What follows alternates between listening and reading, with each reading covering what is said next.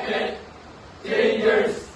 We are market changers.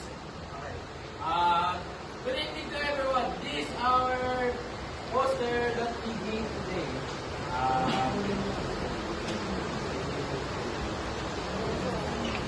Here,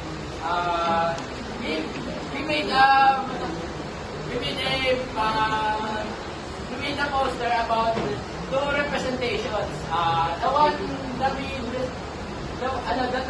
represent is the victim of a scam, and the other one is the scammer that lurks in the internet. So we were gonna focus first on the victim. First, we would like to present what happened to the victim. So after getting scammed, he got blocked by the scammer. So because the value of, let's say the value of Bitcoin is have become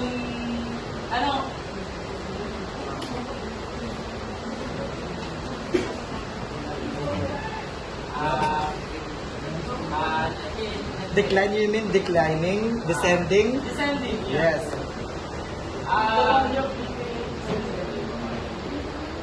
Since the scam has happened in the internet, the scammer ended.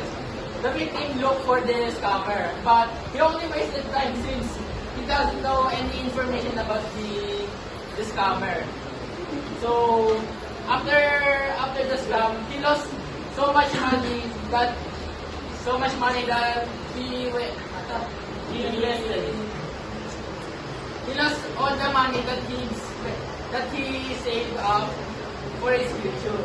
And the one here, the bottom right, is a warning about the scams that happens inside the internet. So let me tell you the story why he got scammed. So first, the scammer offered him an investment so that his net worth or money is gonna increase like this. So the conversation they had is he said that would you like to invest money? So we give money because we know that this is a scam. So basically it's just giving money. So we won't give money. So he asks money equals to more money like that. So he sent, after persuading the victim, he sent $10,000 that he saved for his entire life. And then after that, the scammer just ghosted him and did not reply after the transaction is done. What's done? So we can see that the scammer's man is gone. With the explodes. The money that the scammer got has expanded a lot. And here, the other types of scam happens when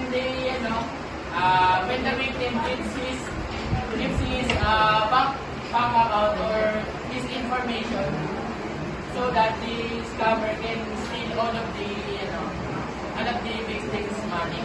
And here we also put a pyramid here to represent a pyramid scheme. Like, for example, if someone gives money and gets scammed, the scammer can offer the victim a way to earn that money back by teaching him the ways on how to scam others too. And that also builds a pyramid scheme, right? And then here,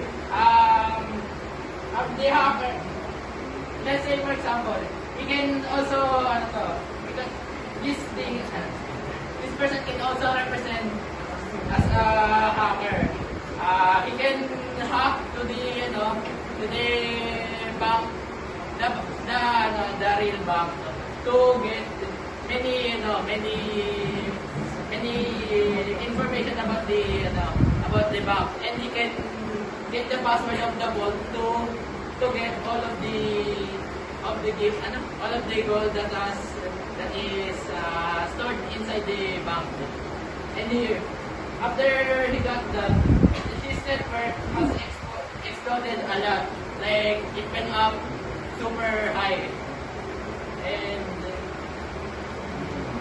so we can see that there's an increasing, arrow up, arrow that points upwards. In this figure, we can see that the money keep increasing every time he scams someone or hacks someone's account like that. So that's why we put the arrow thingy.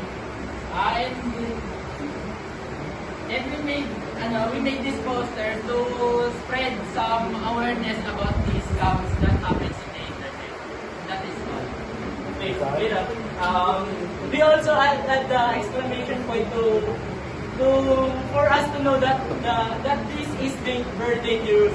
Like we should avoid getting scammed.